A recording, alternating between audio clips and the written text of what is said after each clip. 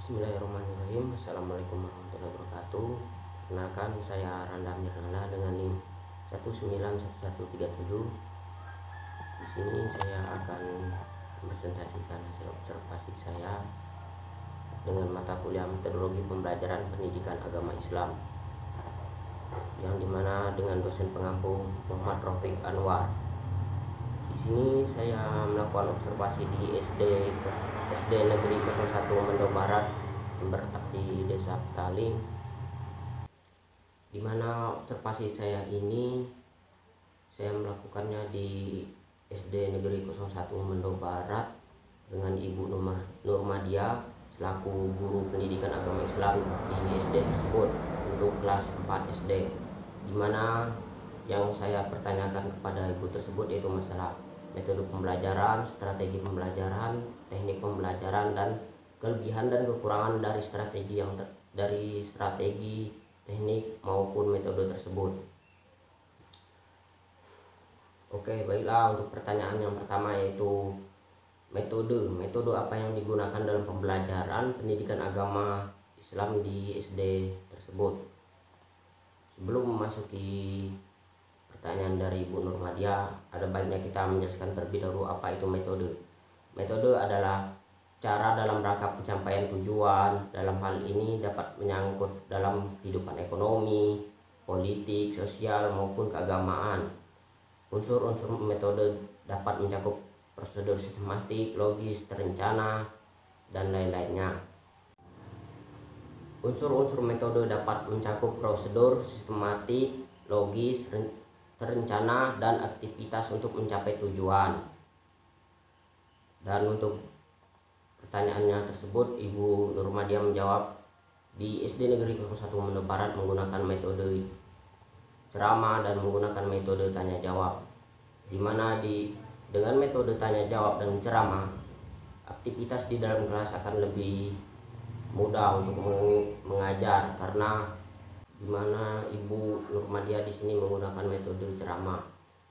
Metode ceramah ini juga dapat untuk Ibu menyampaikan materi seperti hafalan, doa-doa sehari-hari, ayat-ayat Al-Quran, dan juga dengan menggunakan metode ceramah ini, Ibu lebih leluasa untuk mendapatkan seperti pengetahuan siswa-siswa tersebut dalam hal hafalan, apakah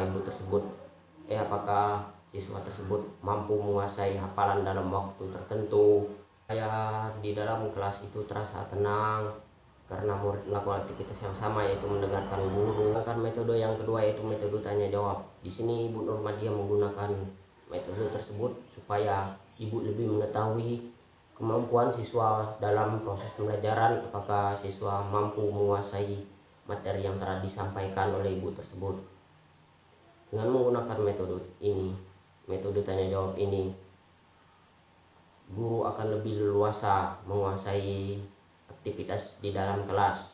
Dengan menggunakan metode tanya jawab ini juga banyak digunakan guru dalam rangka mengetahui penguasaan siswa asuh terhadap pelajaran yang telah disajikan maupun materi-materi yang telah disampaikan oleh ibu tersebut. Untuk kelebihan dan kekurangan dalam metode yang telah disampaikan ibu tersebut, dan untuk metode yang pertama itu metode ceramah. Kelebihan dari metode ceramah ini untuk lebih mempermudah guru untuk menerapkan pembelajaran ataupun menyampaikan materi-materi pembelajaran pendidikan agama Islam. Dan yang kedua, membuat siswa lebih aktif untuk mendengar, untuk lebih efisien dalam proses pembelajaran. Dan untuk kekurangan metode ceramah ini, bila digunakan secara terus-menerus akan membuat siswa bosan. Dan yang kedua, guru lebih aktif sedangkan siswa lebih pasif dalam proses pembelajaran berlangsung. Dan untuk yang metode kedua yaitu metode tanya jawab, di mana kelebihan dan kekurangan metode ini adalah, dan untuk kelebihannya dapat mengembangkan keterampilan dalam menjawab dan menyampaikan pendapat siswa. Dan untuk selanjutnya dapat mengukur batas kemampuan dan penguasaan siswa tersebut. Untuk kekurangannya banyak waktu terbuang karena belum tentu siswa yang ditanya itu akan mengetahui jawaban tersebut. Mereka masih berpikir atau juga pura-pura berpikir dalam untuk menjawab pertanyaan yang telah diberikan guru tersebut. Sedangkan yang kedua, siswa belum siap dan merasa takut. Ya, kebanyakan siswa kalau nggak tahu itu merasa takut, seolah-olah dia terasa terancam dalam proses pembelajaran tersebut. Dia akan berpura-pura berpikir. Saran saya dalam metode pembelajaran ini, khususnya di metode ceramah dan metode tanya jawab. Kalau untuk metode ceramah ini, lebih baiknya guru tersebut harus menggunakan cara-cara ceramah yang lebih spesifik lah. Supaya apa? Supaya siswa tidak bosan. Contohnya seperti guru memperagakan yang disampaikan tersebut. Kalau enggak, ibu memberikan materi, disuruh siswa-siswa untuk melakukan ceramah di depan kelas. Supaya apa? Supaya siswa itu memiliki mental kepemimpinan ataupun mental tidak malu dalam melakukan aktivitas-aktivitas. Sedangkan untuk metode tanya jawab ini, kalau menurut saya sih kurang baik juga. Karena apa? Kalau terus menerus menggunakan metode tanya jawab setiap pembelajaran, siswa akan lebih malas ataupun lebih takut untuk memasuki pembelajaran, karena belum tentu siswa tersebut bisa menjawab pertanyaannya, ataupun siswa tersebut bisa melakukan apa yang diterangkan guru tersebut. Baiknya guru memberikan, seandainya guru ingin bertanya siapa yang bisa menjawab dengan tepat, ibu memberikan iming-iming hadiah. Supaya apa? Supaya siswa lebih berlomba-lomba dalam proses menjawab pertanyaan guru tersebut. Baiklah, untuk pertanyaan yang kedua, yaitu tentang strategi yang digunakan dalam proses pembelajaran pendidikan agama Islam di SD Negeri 1 Menda Barat. Sebelum memasuki jawabannya, ada baiknya kita mengetahui apa itu strategi. Strategi adalah suatu kegiatan dalam proses pembelajaran yang harus dikerjakan oleh guru dan siswa dalam proses pembelajaran tersebut supaya lebih efektif dan efisien. Strategi juga pengertiannya juga hampir sama dengan metode, di mana sama-sama untuk mencapai tujuan pembelajaran.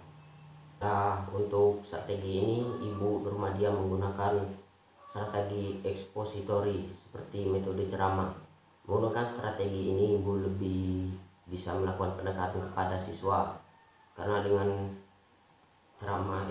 metode ceramah ini, guru akan lebih mempermudah pendekatan. Dengan ini untuk mencapai hasil pembelajaran dan juga dapat mengatur keadaan kelas, karena dengan menggunakan metode ini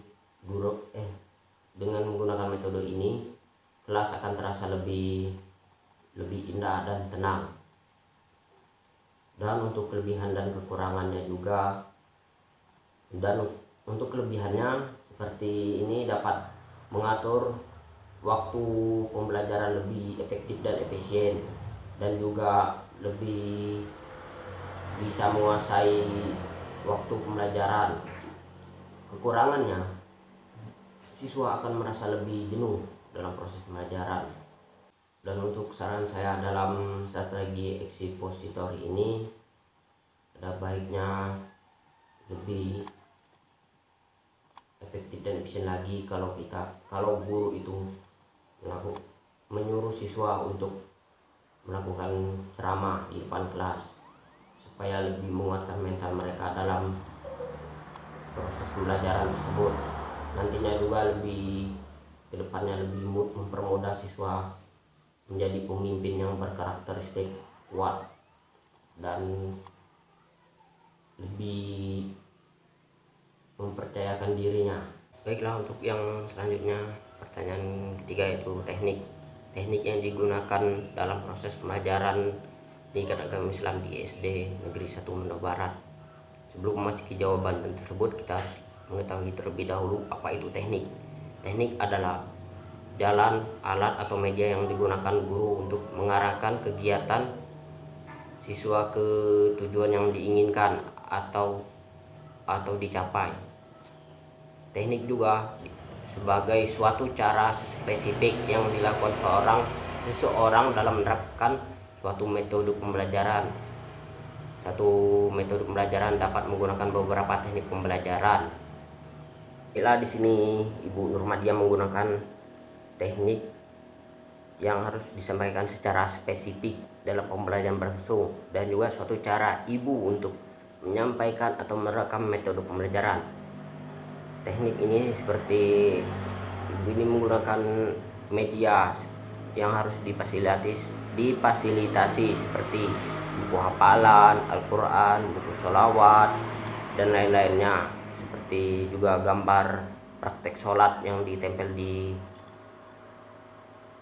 papan kelas. Dengan menggunakan teknik seperti ini, guru lebih mempermudah proses pembelajaran karena apa? Siswa akan lebih menguasai sistem keadaan kelas. Siswa tidak jenuh dalam proses pembelajaran.